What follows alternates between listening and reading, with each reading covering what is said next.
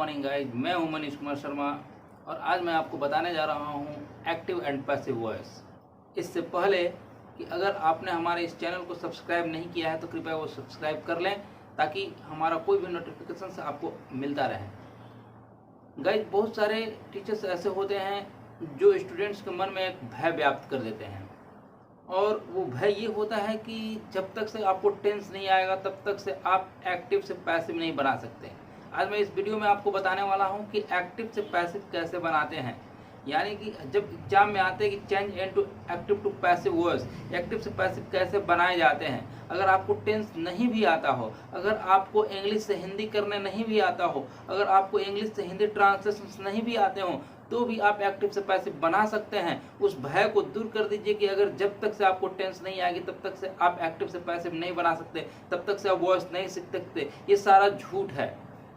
आज मैं आपको बता रहा हूं कि एक्टिव से पैसिव बनाने का एक आसान तरीका क्या होता है। उससे पहले कि आप एक श्लोक आप याद कर लेंगे। वो श्लोक ये है कि कर्ता कर्म, कर्म को करता, इज एम आर खाली को भरता, वीथ थ्री को पास बुलाता, बाई लगाकर वॉइस बनाता। इस श्लोक को आप याद कर लेंगे।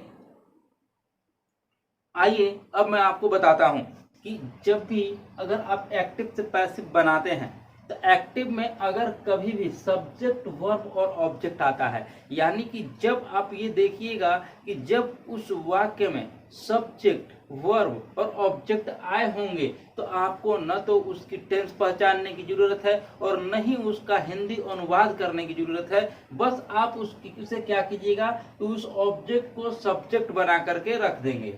उसके बाद एक्टिव वर्ब सहायक क्रिया रखेंगे, फिर जो मेन वर्ब होगा उसका V3 रखेंगे, उसके बाद बाई रख करके सब्जेक्ट को ऑब्जेक्ट बना करके रख देंगे। यानी कि जब ऑब्जेक्ट दिया होगा तो आप सब्जेक्ट बना देंगे, जब मेन वर्ब दिया होगा V3 रख दीजिएगा, बाई सब में रखना है, सब्जेक्ट को ऑब्जेक्ट बनाकर रख देंगे। आपको प्रॉब्लम कहाँ आएगी?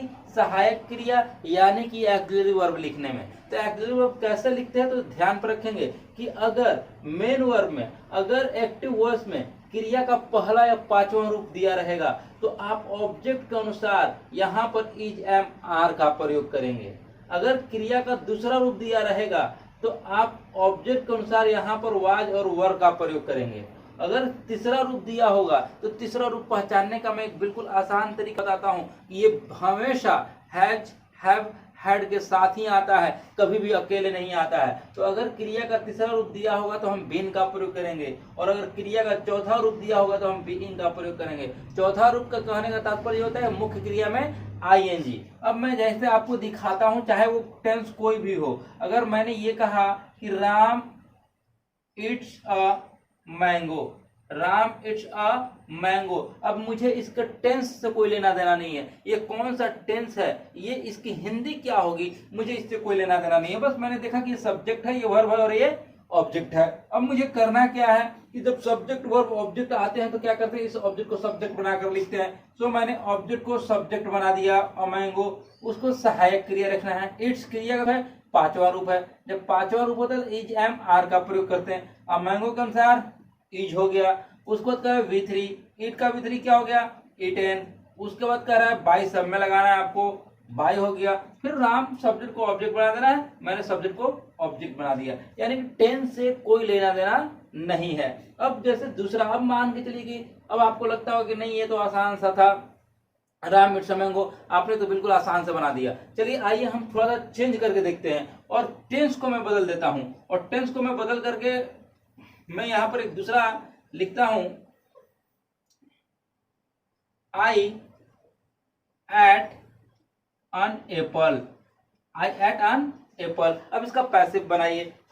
यहां टेंस बदल गए लेकिन मेरे नियम नहीं बदलेंगे, मेरे नियम वही रहेंगे। तो आइए हम लोग देखते हैं। यहां भी मैंने देखा कि सब्जेक्ट है, वर्ब है, ऑब्जेक्ट है। ऑब्जेक्ट को क्या करना है, पहले लाने हैं। अन एप्पल क्या हो गए, पहले आ गए।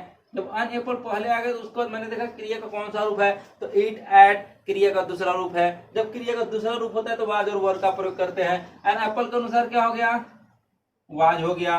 उसके बाद कह रहा है एट का V3 क्या होता है, तो एट का V3 इटेन होता है, मैंने रख दिया। बाई तो सब में लगाना है हमें, तो फिर उसके बाद आई का ऑब्जेक्ट मी हो गया। तो इस तरह से चाहे कोई भी टेंस हो। आइए हम लोग एक और देख लेते हैं। अगर हमने कहा कि I have eaten a mango, I have eaten a mango, जब मैंने देखा कि सब्जेक्ट वर्ब ऑब्जेक्ट आ गया, तो जब सब्जेक्ट वर्ब ऑब्जेक्ट आता है तो ऑब्जेक्ट को पहले करते हैं, अ मैंगो पहले आ जाएंगे, अ मैंगो। उसके बाद मैंने देखा कि आई कौन सा है, बट अ मैंगो कौन सा हैज हो गया। फिर मैंने देखा क्रिया का तीसरा रूप है, जब तीसरा रूप होता है तो सहायक क्रिया बिन का प्रयोग करते हैं, मैंने यहाँ बिन का प्रयोग किया। उसके बाद तीसरा रूप ढूंढने की मुझे जरूरत है नहीं, सामने दिया हुआ है, बाई सब में लगाना है, आई का ऑब्जेक्ट मी। तो इस तरह से आपको टेंस से कोई लेना देना नहीं है, और आप एक्टिव से पैसिव बड़े आसानी से इस नियम के माध्यम से बना सकते हैं। अब मैं आपको एक और एक्टिव वॉइस देता हूं, उसका आप पैसिव बना करके इसके कमेंट में बताइए उसका पैसिव वॉइस क्या होगा। Ram is beating, Ram is beating, इसका पैसिव क्या होगा? आप कमेंट करके प्लीज कमेंट बॉक्स में इसका पैसिव वॉइस दीजिए और बताइए कि राम इज बीटिंग का पैसिव वॉइस क्या होगा। एक चीज और ध्यान पे रखना है कि पैसिव उसी के बनते हैं जिसमें ऑब्जेक्ट होते हैं, जिसमें ऑब्जेक्ट नहीं होते हैं उसके पैसिव वॉइस नहीं बनाए जाते हैं।